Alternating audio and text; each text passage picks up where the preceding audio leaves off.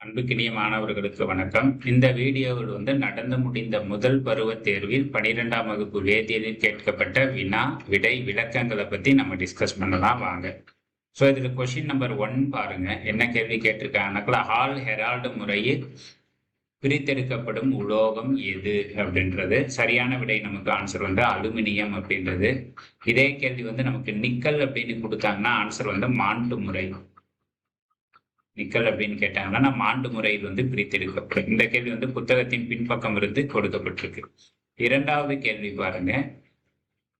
பின் வரவனவற்றுள் sp2 இனக்கலப்பு இல்லாதது எது அப்படின்னு கேட்டிருக்காங்க. கிராஃபைட்டு, கிராஃபின், ஃபுல்லரின், அதே மாதிரி உலர்பனிக்கட்டி. ட்ரை ஐஸ் அப்படின்றது நமக்கு சாலிடு CO2. ட்ரை ஐஸ் அப்படின்னு அழைக்கப்படுறது யாருன்னா சாலிடு CO2. திட கார்பன் டை ஆக்சைடுக்கு தான் உலர்பனிக்கட்டி. இதுக்கு மட்டும் நமக்கு என்ன இனக்கலப்பு அப்படின்னு கேட்டால் sp இனக்கலப்பு. ரிமைனிங் இருக்கக்கூடிய கிராஃபைட்டு, கிராஃபின், ஃபுல்லரின் இவங்க எல்லாமே நமக்கு sp2 இனக்கலப்பு. நெக்ஸ்ட் நம்ம தேர்டு கொஸ்டினுக்கு போகலாம். மிக எளிதாக திரவமாக்க இயலும் வாயு எது அப்படின்னு கொடுத்துருக்காங்க.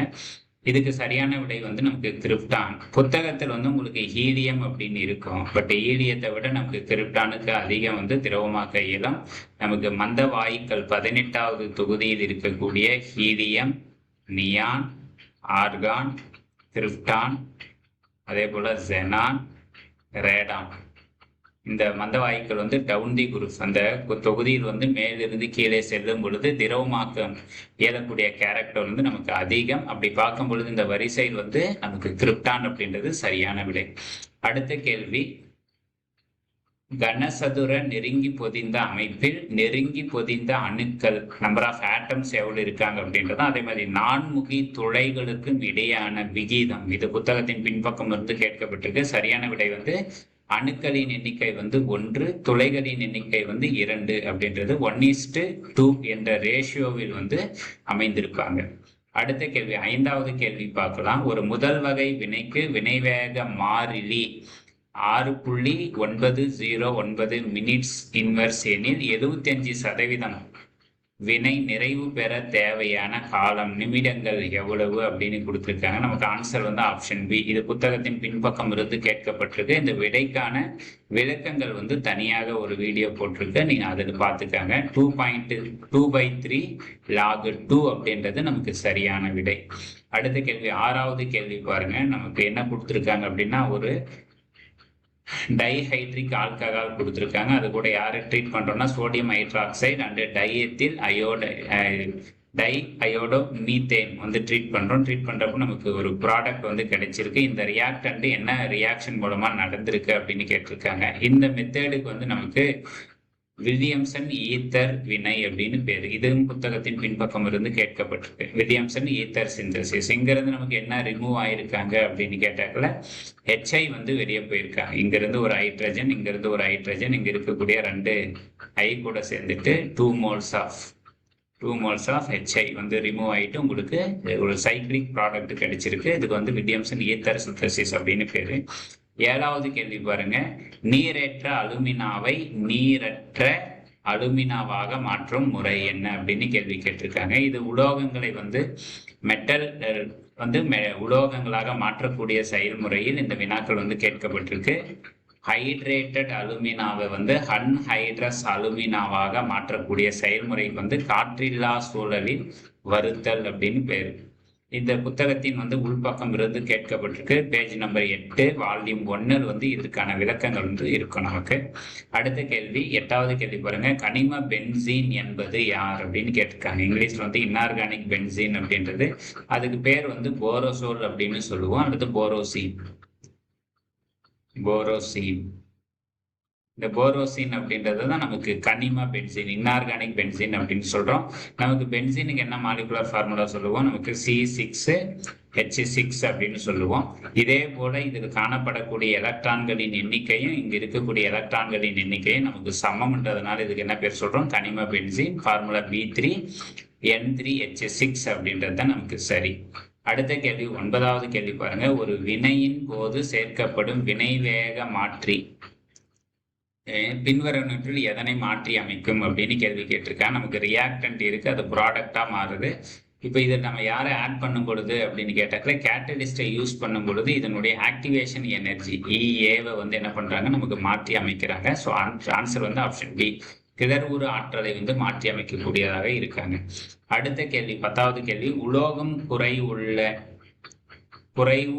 குறைபாடு காணப்படும் படிகம். இது புத்தகத்தின் பின்பக்கம் இருந்து கேட்கப்பட்டிருக்கு. நமக்கு மெட்டல் டெஃபிஷியன்சி டிஃபெக்ட் வந்து எக்ஸிஸ்டஸ் FeO அல்லது நமக்கு ஆக்சிடேஷன் நம்பர் வந்து மோர் தென் 1 இருந்ததுன்னா அதில் என்ன எக்ஸிபிட் ஆகும் அப்படின்னு கேட்டால் மெட்டல் டெஃபிஷியன்சி டிஃபெக்ட் அப்படின்றது எக்ஸிபிட் ஆகும். இதில் அயனை பொறுத்த வரைக்கும் Fe2+ ஆகவும் எக்ஸிபிட் ஆகுவாங்க, அதே மாதிரி Fe3+ ஆகவும் இருப்பாங்க. அதனால் மோர் தென் 1 oxidation state, otherwise called variable oxidation state இருக்கக்கூடிய மெட்டல் வந்து இந்த மெட்டல் டெஃபிஷியன்சி டிஃபெக்ட் இருக்கும். ரிமைனிங் இருக்கக்கூடிய sodium chloride, potassium chloride, zinc oxide இவங்க எல்லாமே நமக்கு மெட்டல் எக்ஸஸ் டிஃபெக்ட், உலோகம் அதிகமுள்ள குறைவுபாடு வந்து அவங்க வந்து இருப்பாங்க. இது இந்த சோடியம் குளோரைடை யூஸ் பண்ணும்பொழுது என்ன கலர் அப்படின்றது கேள்வி கேட்பாங்க. நமக்கு எல்லோ கலராக எக்ஸிபிட் ஆகும், அதுவும் கோல்டன் எல்லோ, பொன்னிற மஞ்சள் நிறத்தில் சோடியம் குளோரைடு வந்து உலோகம் அதிகம் உள்ள குறைபாட்டில் இருக்கும், அல்லது அதுக்கு பேர் என்ன சொல்லுவோம்னா F சென்டர்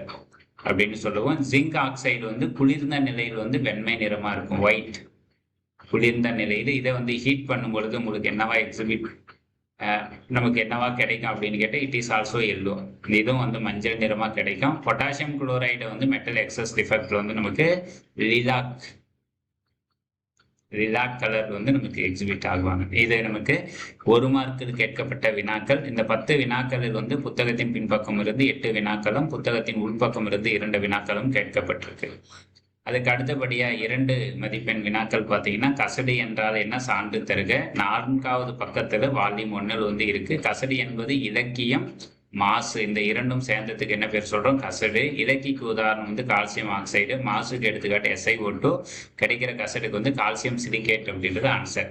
ஹைட்ரோபோரேற்ற வினை பற்றி குறிப்பு அறிக. 41வது பக்கம் வால்யூம் 1 வந்து கொடுத்துருக்காங்க. டைபோரனை எடுத்துக்கிட்டு ஒரு அல்கீன் கூட ட்ரீட் பண்ணும் பொழுது உங்களுக்கு என்ன கிடைக்கும் அப்படின்னு கேட்டா ட்ரை அல்கைல் போரேன் அப்படின்றது கிடைக்கும். ட்ரை அல்கைல் போரேன் அப்படின்றது கிடைக்கும். இதுதான் ஹைட்ரோபோரேற்ற வினை. அடுத்தது 13வது, ஹாலஜனடை சேர்மங்கள் என்றால் என்ன, உதாரணம் தருக. 100வது பக்கத்துல வால்யூம் 1 வந்து இருக்கு. ஒரு ஹாலஜன் மற்றொரு ஹாலஜன், ஹாலஜன் பிளஸ் ஹாலஜன் சேர்ந்து உருவாகக்கூடிய சேர்மங்களுக்கு ஹாலஜனடை சேர்மங்கள் என்று பெயர். எடுத்துக்காட்டு BRF, IF5 அப்படின்றது எல்லாமே நமக்கு கிடைப்பாங்க.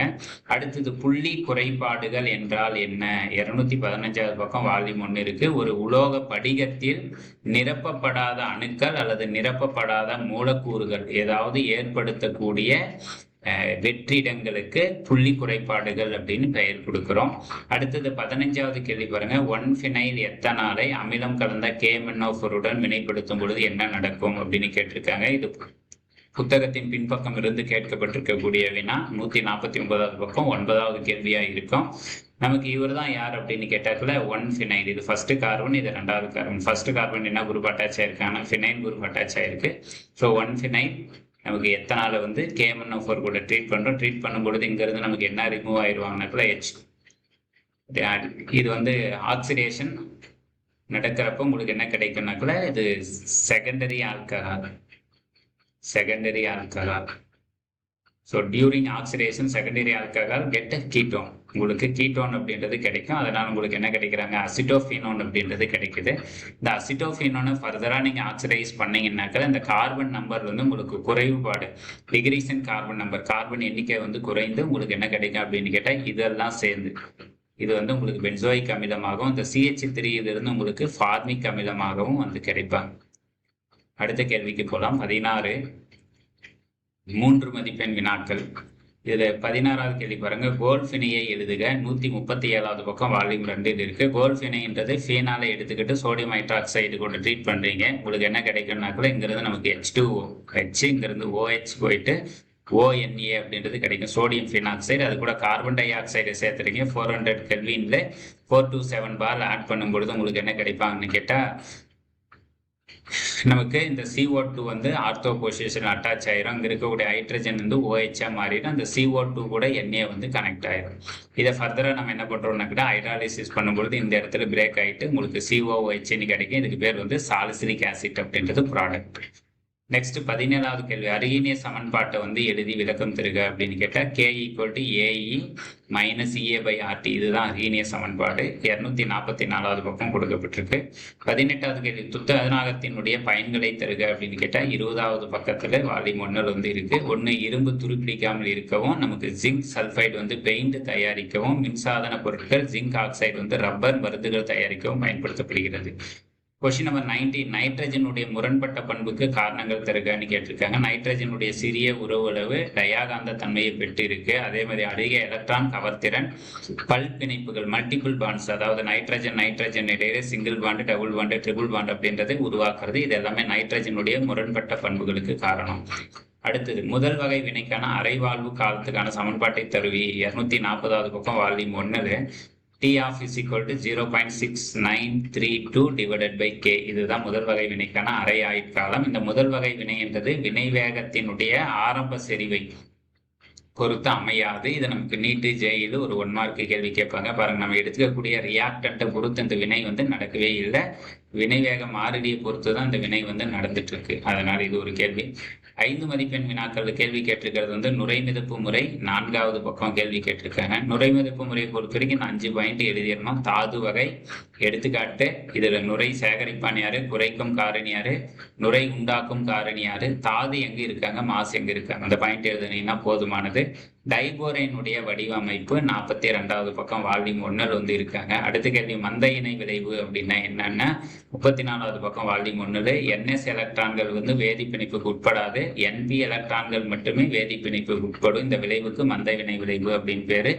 மந்த இணை விளைவு பற்றி தனி வீடியோவை நம்ம இந்த லிங்கில் இருக்கும், நீங்க பார்த்துக்காங்க. அடுத்தது, ஹீலியத்தினுடைய பயன்கள் 104வது பக்கம் பாருங்க. மிதக்கும் பலூன்கள் ஆகாய விமானங்களின் டயர்களில் நிரப்ப ஹீலியம் ஆக்சிஜன் கலந்த கலவை வந்து நீரில் மூழ்குபவர்கள் வந்து சுவாசிக்கவும், அதே மாதிரி ஹீலியம் ஆக்சிஜன் கலந்த கலவை ஆஸ்துமா நோயை குணப்படுத்தவும் பயன்படுத்தப்படுகின்றன. அடுத்த கேள்வி, ஏ என்ற வினை படுபொருள் வினை விளை பொருளை வந்து கொடுக்குது. இது முதல் வகை வினைக்கான தொகைப்படுத்தப்பட்ட சமன்பாடு அப்படின்றது 237வது பக்கம் இருக்கு. இந்த சமன்பாடு பற்றி தனியாக வீடியோ போட்டிருக்கு, அந்த வீடியோவை நீங்க பார்த்துக்காங்க. அடுத்த கேள்வி, சகப்பிணைப்பு படிகங்கள் என்றால் என்ன, உதாரணம் தருக அப்படின்னு கேட்டிருக்காங்க. இந்த சகப்பிணைப்பு படிகங்கள் 199வது பக்கம் வால்யூம் 1 திட நிலைமையில் இருக்கு. சகப்பிணைப்பு படிகங்கள் 3D ஸ்ட்ரக்சர், முப்பரிமாண அமைப்பை கண்டு கொண்டு இருக்கும். அதே மாதிரி கடினமானதாக இருக்கும், உருகுநிலை அதிகமாக இருக்கும், வெப்பம் மற்றும் மின்சாரத்தை வந்து கடத்தும் தன்மை வந்து குறைவாக காணப்படுது. உதாரணமாக வைரத்தை வந்து சொல்லலாம். இது வந்து சகப்பிணைப்பு படிகங்கள் பற்றிய சான்றுகள். அடுத்தது கொஸ்டின் நம்பர் அதில் 2வது ஒன்று, பிராக் சமன்பாடை வந்து கூறுகான்னு கேட்டிருக்காங்க. 205வது பக்கம் வால்யூம் 1 பிராக் சமன்பாடுன்றது n λ = 2d sin θ. சில புத்தகங்கள் இந்த dன்றதுக்கு பதிலாக நமக்கு என்ன சொல்லலாம், ஏன்னு சொல்லலாம். dன்றது தொலைவு, ஏன்றதும் தொலைவு தான். இது வந்து என்னன்றது வந்து நமக்கு நீட்டு ஜெயிலு 1 மார்க் கேட்பாங்க. இது வந்து எந்த வகையான சார்ந்தது, இது வந்து ஃபர்ஸ்ட் ஆர்டர் அப்படின்றத ரிமெம்பர் பண்ணிக்கோங்க. அடுத்த கேள்வி, நமக்கு கடைசி கேள்வி, பிரைமரி செகண்டரி மற்றும் டெர்ஷரி ஆல்கஹால்களை வேறுபடுத்தி அறியவிடும் லூகாஸ் சோதனையை வந்து எழுதுங்க அப்படின்னு கேட்டிருக்காங்க. இதில் நமக்கு தெரிஞ்சுக்க வேண்டியது 117வது பக்கம் வால்யூம் 2 இருக்கு. லூகாஸ் காரணி அப்படின்றது யாருன்னு தெரிஞ்சிருக்கணும். நமக்கு லூகாஸ் காரணின்றது LR அப்படின்னு சொல்லுவாங்க. Lன்றது லூகாஸ், Rன்றது reagent. Anhydrous zinc chloride and அடர் HCl இந்த 2 பேரும் சேர்ந்ததுக்கு லூகாஸ் காரணின்னு பேர். இது டெர்ஷரி ஆல்கஹால் கூட நமக்கு உடனடியாக கலங்கல் தன்மை வந்து ஏற்படும். ஏன்னா கூட நமக்கு டெர்ஷரி அல்கைல் ஹாலைடு அப்படின்றது கிடைக்கும். இதுவே செகண்டரி ஆல்கஹாலை யூஸ் பண்ணும்பொழுது, லூகாஸ் ரியேஜென்ட் யூஸ் பண்ணும்பொழுது டைம் டேக்கன் 5 to 10 மினிட்ஸ்ல வந்து உங்களுக்கு இந்த கலங்கல் தன்மை ஏற்படும். உங்களுக்கு என்ன கிடைக்கும்னாக்கல செகண்டரி அல்கைல் ஹாலைடுன்றது கிடைக்கும். இது பிரைமரி ஆல்கஹால் லூகாஸ் ரியேஜென்ட் கூட ட்ரீட் பண்ணும்பொழுது அரை வெப்பநிலையில் வந்து இது ரியாக்ஷன்ஸ் வந்து நடக்கவே நடக்காது.